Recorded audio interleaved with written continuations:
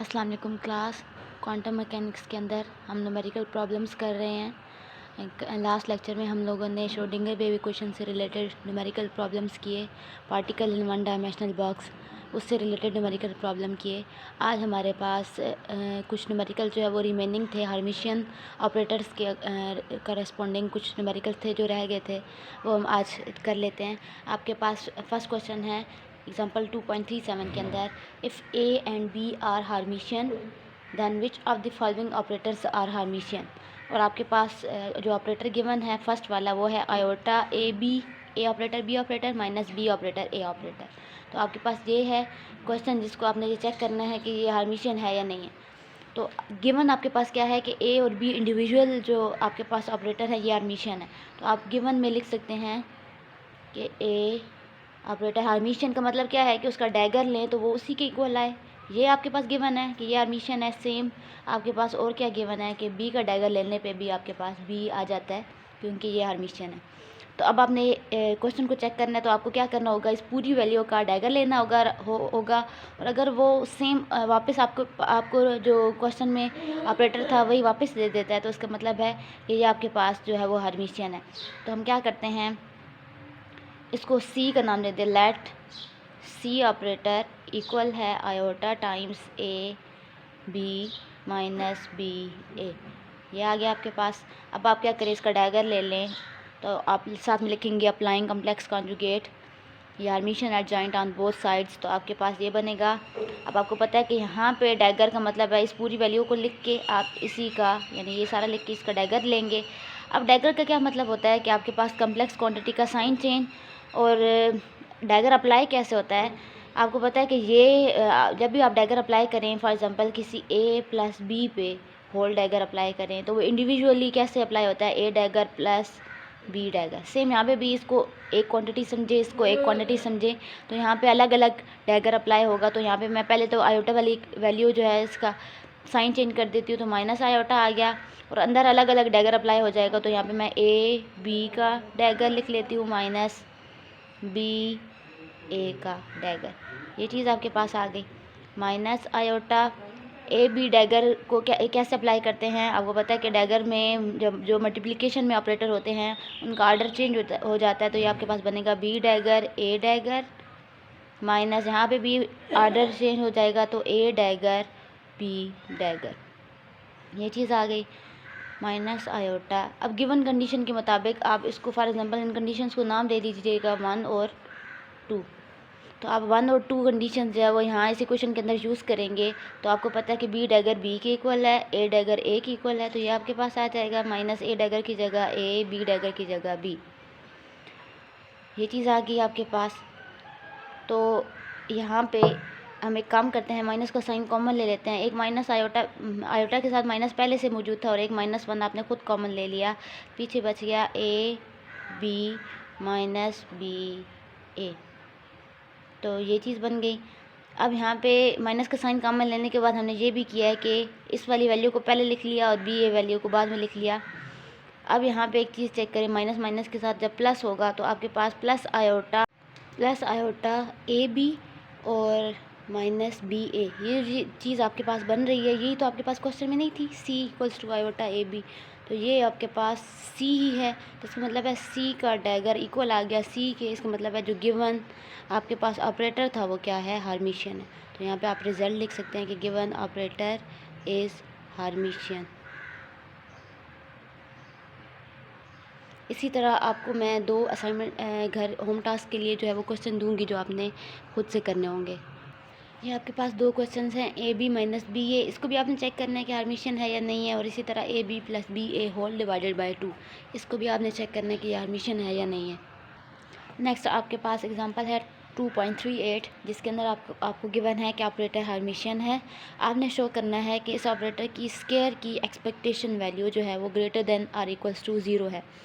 तो ये साइन आपको पता है कि एंगल आइडेंटिटीज़ जो है एक्सपेक्टेशन वैल्यू के लिए यूज़ होती हैं। अब यहाँ पे हम क्या करेंगे, आपको पता है कि बाय डेफिनेशन आपके पास एक्सपेक्टेशन वैल्यू ऑपरेटर की किस तरह लिखते हैं, इंटीग्रेशन -∞ से +∞ साई स्टेरिक, यानी अगर आप स्टेट साई के अंदर उसकी एक्सपेक्टेशन वैल्यू देख रहे हैं तो आप साई स्टेरिक आप x, for example x dimension के अंदर, और बीच में आप लिखेंगे ए ऑपरेटर का स्क्वायर, जिसकी एक्सपेक्टेशन वैल्यू फाइंड करनी हो उसको आप सैंडविच करते हैं साई स्टेरिक और साई ऑफ एक्स के दरमियान, इसकी होल इंटीग्रेशन जो है वो आप फाइंड करते हैं। तो ये आपके पास बाय डेफिनेशन किसकी एक्सपेक्टेशन वैल्यू है, ए ऑपरेटर के स्क्वायर की। तो ये आपने लिख ली इक्वल्स टू दिस। अब आपको पता है कि ए ऑपरेटर का स्क्वायर का मतलब है, उसको दो दफ़ा लिख सकते हैं, यानी माइनस इन्फिनिटी से plus infinity psi asterisk of X, A operator को दो दफ़ा लिख लें into psi of X D X. अब यहाँ पे एक काम करेंगे, आपको पता है कि ऑपरेटर हर्मिशियन हो तो ए ऑपरेटर, ए डैगर जो है वो ए की इक्वल होता है, तो इसका मतलब है यहाँ पे ए की जगह हम ए डैगर लिख सकते हैं। तो इंटीग्रेशन इसी तरह माइनस इन्फिनिटी से प्लस इन्फिनिटी साई स्टेरिक ए डैगर लिख लेंगे यहाँ पे, फिर ए आ जाएगा और साथ में Sai of X D x. तो यहाँ पे हम जस्ट ये किया कि ए ऑपरेटर की जगह ए डैगर लिख लिया, क्योंकि ऑपरेटर जो है वो हर्मिशियन है। अब यहाँ पे हम एक काम करेंगे, आपने भी देखा कि हमने यहाँ पे क्या किया, साई स्टेरिक और साथ में ए डैगर को लिख लिया और ए साई ऑफ एक्स। अब यहाँ पे ये वैल्यू चल रही थी एक्सपेक्टेशन वैल्यू की, तो इसी को लिखने के लिए अब आप एक काम करेंगे, माइनस इन्फिनिटी से प्लस इन्फिनिटी इंटीग्रेशन है आपके पास, और आप ए डैगर को अगर ए ऑपरेटर इंटू साई के साथ मिला के इसका होल डैगर लिख लें, और पीछे बच गया ए इंटू साई ऑफ एक्स, मैं सिंपल ए साई लिखती हूँ डी एक्स। तो ये चीज़ देखें ये क्या है, क्योंकि इसको ओपन करें ए ऑपरेटर इंटू साई के डैगर को, तो आपको पता है कि आर्डर भी चेंज हो जाता है। तो पहले साई आ जाएगा, साई का कम्प्लेक्स कॉन्जुगेट, डैगर का मतलब यही है, और फिर ए का डैगर, तो ये चीज़ ऊपर वाली बन जाएगी। तो हमने इसकी जगह ये रिप्लेस कर दिया। अब इस चीज़ को हम क्या लिख सकते हैं, माइनस इन्फिनिटी से प्लस इन्फिनिटी ए ऑपरेटर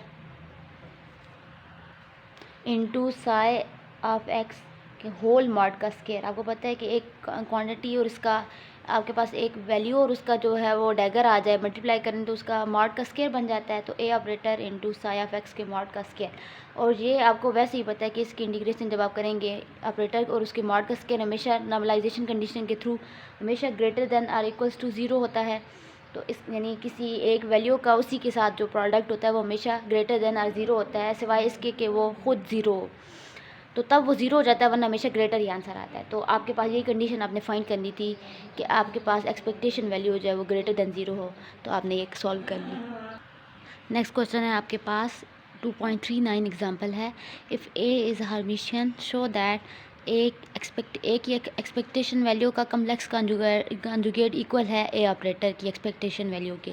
तो आपको पता है कि आपकी बुक पे जो है वो कम्प्लेक्स कॉन्जुगेट बेसिकली एडजॉइंट के लिए, यानी वो जो डैगर है उसके लिए भी यूज़ होता है। तो हम यहाँ पे अब क्या करेंगे, सबसे पहले ए ऑपरेटर की एक्सपेक्टेशन वैल्यू लिखेंगे, वो क्या होती है, माइनस इन्फिनिटी से प्लस इन्फिनिटी इंटीग्रेशन और psi asterisk X into A operator psi of X D X. ये चीज़ होती है expectation value of A operator, अगर साई आप अज्यूम करें कि नॉर्मलाइज्ड है। तो अब आपके पास आपने क्या करना है, ये आपने लिख लिया। अब आपको पता है कि हमने इसका स्टेरिक निकालना है, तो ए ऑपरेटर की एक्सपेक्टेशन वैल्यू का स्टेरिक, यानी आप यहाँ पे लिख देंगे taking complex conjugate of above equation 1। तो अब आपके पास क्या आ जाएगा, माइनस इन्फिनिटी से प्लस इन्फिनिटी। आपको एक चीज़ पता है कि ए ऑपरेटर जब दो स्टेट्स के दरमियान सैंडविच हुआ हो, तो आपकी मर्ज़ी होती है कि ऑपरेटर को आप पहले इस वाली स्टेट के साथ सॉल्व करते हैं या इस वाली के साथ। तो आपकी मर्ज़ी होती है, इसके साथ भी कर सकते हैं, फिर इसके साथ सॉल्व करें, या पहले इसको इसके साथ सॉल्व करें और फिर इसके साथ।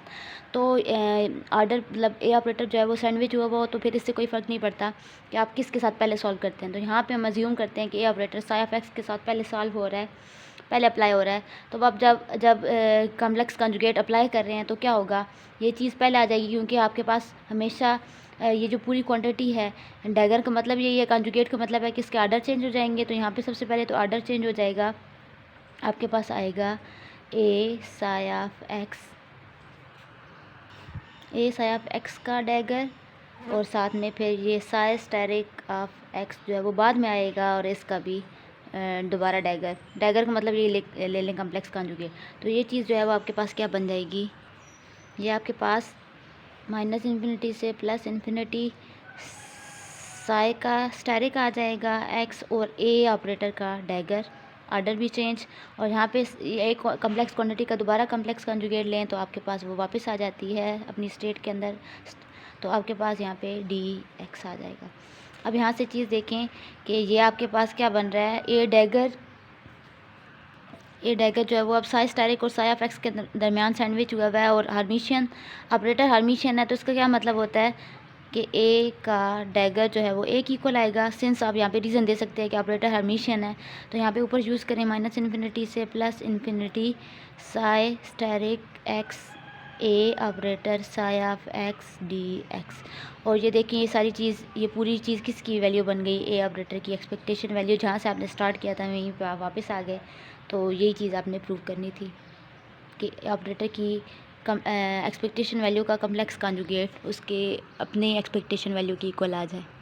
अब नेक्स्ट आपके पास क्वेश्चन है, prove that total probability density of a wave function is constant if and only if Hamiltonian of the system is Hermitian. तो आपने एक तो ये एक प्रूव करना है कि total probability density wave function की कांस्टेंट तभी होती है कि अगर आपके पास हैमिल्टोनियन सिस्टम का हार्मिशियन ऑपरेटर हो, यानी हैमिल्टोनियन का जो है आप कम्प्लेक्स कॉन्जुगेट लें तो वो उसी के इक्वल आए। तो if and only if condition का मतलब ये है कि आपने इसको एक दफ़ा इस तरह के प्रोबेबिलिटी डेंसिटी को कांस्टेंट रख के हैमिल्टोनियन को हर्मिशियन प्रूव करना है, और फिर कन्वर्सली आपने क्या करना है कि हर्मी ऑपरेटर जो हैमिल्टोनियन है इसको हर्मिशियन ले के आपने टोटल प्रोबेबिलिटी डेंसिटी को कांस्टेंट प्रूव करना है। तो दोनों तरह से आपने करना है, इफ़ एंड ओनली इफ़ की कंडीशन की वजह से। तो सबसे पहले हम ये ले लेते हैं, कंसिडर कर लेते हैं कि आपके पास फर्स्ट केस क्या कि आपके पास प्रोबेबिलिटी डेंसिटी जो है वो कांस्टेंट है, P इक्वल है कांस्टेंट की, आप यहाँ पे पूरा लिखेंगे probability density equal to constant. अब प्रोबेबिलिटी डेंसिटी की कांस्टेंट होने का क्या मतलब है कि आप इसका टाइम डेरिवेटिव लें तो वो क्या आ जाए, कांस्टेंट चीज़ का टाइम डेरिवेटिव ज़ीरो होता है ये चीज़। और यहाँ पे आप क्या करें, फिर आपको पता है कि प्रोबेबिलिटी ओपन कैसे होती है, आप यूँ भी लिख सकते हैं डी बाई डी टी या प्रोबेबिलिटी माइनस इन्फिनिटी से plus infinity Sai asterisk into psi D x, Sai of X D x इस तरह ओपन होती है। और ये इक्वल टू ज़ीरो लिखी हुई थी तो यहाँ पे इक्वल टू ज़ीरो लिख लिया। अब आप यहाँ पे क्या करेंगे,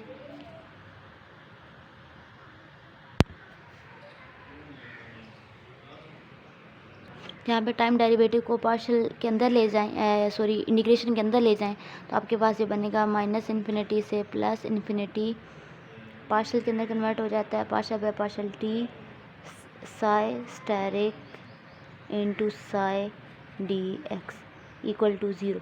ये आपके पास फॉर्म बन गई। अब यहाँ पे आपने क्या करना है, प्रोडक्ट रूल लगा देना है। तो प्रोडक्ट रूल लगेगा कैसे कि इस चीज़ का टाइम डेरिवेटिव ले लेंगे ये एज इट इज़ प्लस फिर नेक्स्ट ये एज इट इज़ और इसका डेरिवेटिव। तो इसको ओपन करके मैं लिखती हूँ, तो यहाँ पे मैंने ओपन करके लिख लिया प्रोडक्ट रूल लगा के, और इसको इक्वल टू ज़ीरो है, इसको इक्वेशन 1 का नाम दे दें। अब हम यहाँ पे time dependent Schrodinger wave equation use करेंगे, time dependent Schrodinger wave equation. यहाँ पे मैं शॉर्ट वर्ड्स में लिखती हूँ, वो क्या होती है, iota H cut partial psi by partial T is equals to Hamiltonian of psi H psi operator की फॉर्म में। अब आपको यहाँ से अगर partial psi by partial T की वैल्यू ऊपर चाहिए यहाँ पे और स्टेरिक की भी, तो पहले partial psi by partial T क्या बनेगा, 1 iota H cut H Sai ये चीज़। और अगर आपने स्टेरिक वाली वैल्यू भी निकालनी है तो आप यहाँ पे क्या करेंगे, टेकिंग कम्प्लेक्स कॉन्जुगेट। तो आप कम्प्लेक्स कॉन्जुगेट ले लेंगे दोनों साइड पे, ऑन बोथ साइड्स। तो आपके पास क्या बनेगा, partial psi asterisk by partial T equals to complex conjugate लेने का मतलब है यहाँ पे आयोटा की टर्म की वजह से माइनस का साइन आएगा, मैं यहाँ पे लिख लेती हूँ, नीचे आएगा वो ऊपर ही लिख लेते हैं 1 आयोटा एच कट और एच ऑफ साई का होल कम्प्लेक्स कॉन्जुगेट। तो यहाँ पे आपको पता है कम्प्लेक्स कॉन्जुगेट डैगर की फॉर्म में लिख सकते हैं क्योंकि ये जब ओपन करेंगे तो ये आर्डर चेंज होता है कम्प्लेक्स कॉन्जुगेट के अंदर। तो ये लिख लिया। अब आप क्या करें, ये जो वैल्यू है इक्वेशन 2 और इक्वेशन 3 के अंदर, इसको आप 1 के अंदर पुट कर दें। तो यूजिंग इन 1 यानी कि पुटिंग 2 and 3 in 1, तो आपके पास क्या बनेगा, माइनस इन्फिनिटी से plus infinity, partial psi asterisk by partial T की जगह आप -1 iota H cut Hamiltonian of psi का डैगर यूज़ करेंगे और psi as it is plus फिर क्या करेंगे, psi asterisk as it is और partial psi by partial T की जगह 1 iota H cut Hamiltonian of psi. और इस पूरी चीज़ का आपके पास डेरिवेटिव था एक्स के हिसाब से और आंसर था 0। तो ये चीज़ आ गई आपके पास। अब आपने यहाँ पे एक काम करना है ये 1/i कट दोनों में कॉमन आ रहा है तो इसको बाहर निकाल लें 1/i कट। और यहाँ पे हम ऐसे करते हैं, बाकी टर्म क्या बचती है आपके पास, इंटीग्रेशन -इन्फिनिटी से +इन्फिनिटी। इसको ओपन कर लेते हैं। हैमिल्टोनियन साई का डैगर जब आप लिखेंगे तो ऑर्डर चेंज होगा, साई का डैगर यानी साई स्टेरिक कम्प्लेक्स कंजुगेट और हैमिल्टोनियन का डैगर इनटू साई प्लस यहाँ पे as it is psi iota और एच 1/i कट बाहर कॉमन चला गया था तो पीछे बच गया आपके पास साई, सॉरी यहाँ पे स्टेरिक था, psi asterisk into Hamiltonian of psi. और इस पूरी चीज़ का dx है डेरिवेटिव इक्वल टू 0। तो 1/i कट दूसरी साइड पे जाके 0 के साथ मल्टीप्लाई होकर ख़त्म हो जाएगा। और यहाँ पे माइनस का साइन जो है वो इस वाली टर्म के साथ था तो ये वाली टर्म के साथ माइनस आप यहाँ पे होल के साथ तो नहीं लिख सकते, अंदर लिख लें माइनस इधर।